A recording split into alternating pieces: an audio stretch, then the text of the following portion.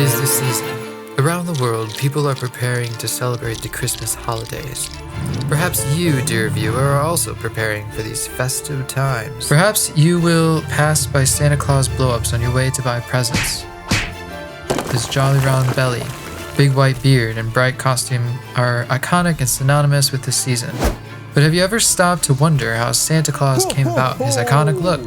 What if I told you that Santa Claus has origins rooted in pagan culture, has connections to the Catholic Reformation, and is even seen as the hero of the American Civil War?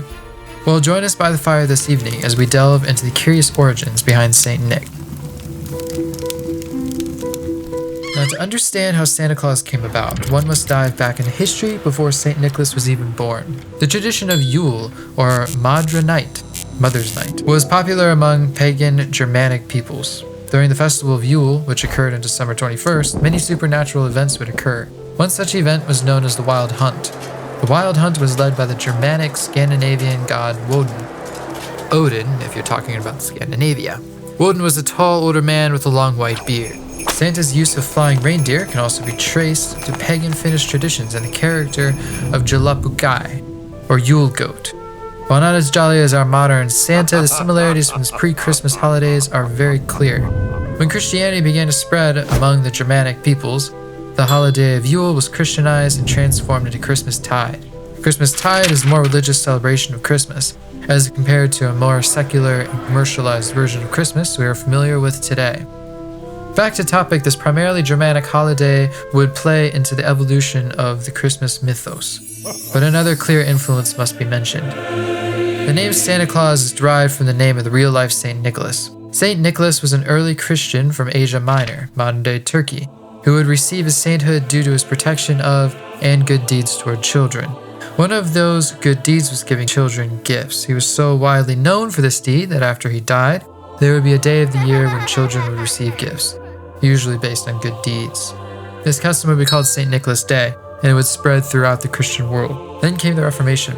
The Reformation would see a split occur between the Catholic Church and its members. One such disgruntled former member of the Catholic Church was Martin Luther. Martin Luther was a German who held a lot of authority amongst German Christians. So much so that Germany became one of the largest communities to turn away from the Catholic Church. They abandoned a lot of the Catholic customs when they turned away from the Catholic Church, including St. Nicholas Day. According to Martin Luther, venerating saints was not biblical, so a day venerating a saint was not to last. However, St. Nicholas Day was quite popular, and the tradition lasted, and despite Luther's attempt to distance the holiday away from St. Nicholas by introducing a different gift giver, the saint remained as the principal gift giver. But this is just the origins of St. Nicholas and the Christmas holiday itself. How about Santa Claus's jovial personality?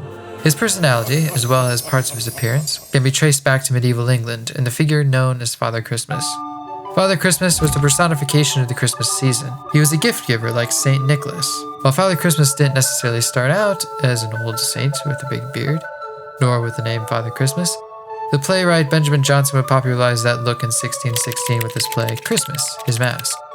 This look caught on and would last for decades, including a re-interest in the character during the 19th century.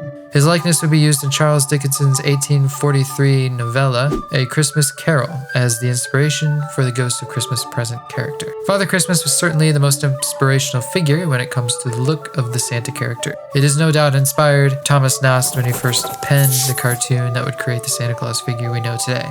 But hold on, who's this Thomas Nast guy?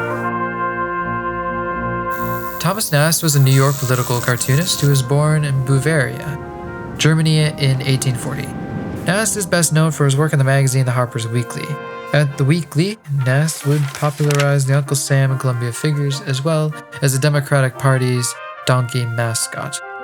His influence on these characters was so profound that many falsely believe he created these characters himself.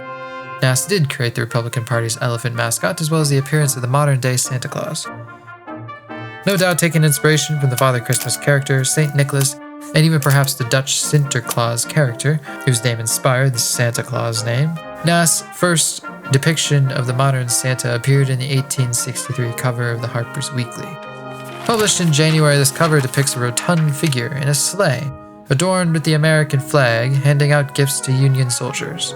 This was during the American Civil War, and Nast, as a Republican, was heavily in favor of the Union victory. A second cover would feature the future Santa descending a chimney as a woman prays for the safety of her soldier husband. These cartoons would not only popularize Santa but politicize Santa.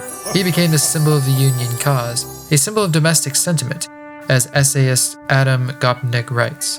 General U.S. Grant, future president and victor of the war, would credit Nast and his Christmas creation with doing as much as any one man to preserve the Union and bring the war to an end. It is no wonder that after the war, Nast's Santa Claus would continue to grow in popularity. Nast not only contributed to the look of Santa Claus by depicting him as a jolly, round, elderly man in a red fursuit, he also contributed to the lore behind Santa, inspired by Clement Clarke Moore's famous 1837, originally published in the 1820s, A Visit from St. Nicholas, commonly known as The Night Before Christmas. Nast would take the idea of the reindeer sleigh and a bag full of presents and combine that with Santa Claus's home being in the North Pole. These additions would add to Santa's mythology and further transform him into a unique character, distinct from his predecessors of Father Xmas and St. Nicholas. Nast would continue to draw the Santa character throughout his career. His 1881 image, called Merry Old Santa Claus, is his most famous Santa drawing. The image features similarities to the Father Xmas character, as well as references to Santa's wartime origins. Santa's pack of toys on his back is actually a Union Army backpack, and he carries a gold sword tied around his bulging waist. Nast's Santa would go on to inspire Coca-Cola's famous ad campaign, featuring the Jolly Red Giant that began in the early 1930s and continues to this day. Coca-Cola spread Nast's Santa to the wider world and helped Santa become a cultural icon. Nast's influence on the Santa character, as well as the other popular iconic characters, cannot be understated. No one person is responsible for Santa's creation. It can be traced back to pagan Germany, has strong ties with the Catholic Church in English history. While Thomas Nast did contribute greatly to Santa's cultural success, he wasn't the only factor. Everyone played a part in helping Santa Claus evolve throughout the ages.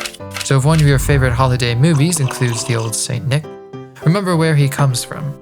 From the Yule festivals of Germany to the bleak Christmases celebrated in the battlefields of the American Civil War, this jolly old man has been through a lot to deliver presents to eagerly waiting children. Thank you for watching this little video. If you enjoyed it, subscribe to our channel for more. This video was a holiday special. To watch our exceptionally interesting and most popular holiday special that we released on Halloween, click here. Until next time, have a good night and continue to culture on.